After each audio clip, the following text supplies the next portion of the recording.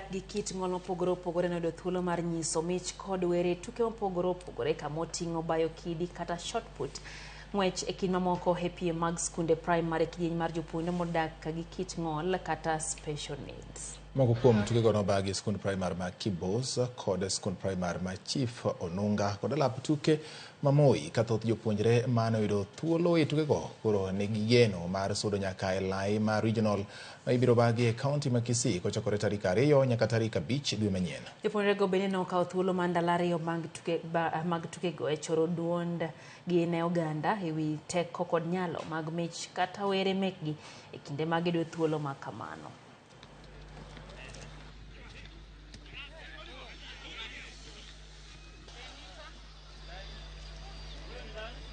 Abiro tuko kae mondo omiwa mor gi jo serikal mondo wayud gik mabeyo. Aden adwaro ni tich ariyo I wish another level mari nini naenda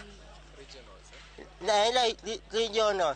Mor ni tuke dhi maber kendo by the end of the day we expect ni wabro yudo nyithindo mabro represent Kisumu County regional championships madhi timore Migori, madhi timore Kisii chakre tarik 2 nyaka tarik 5. Bang'e no Nyanza region wabro dhi e national sports madhi timore Nakuru chakre tarik 6 nyaka tarik 12. Wasuro tuke mag dho wath motesi ni Beach Games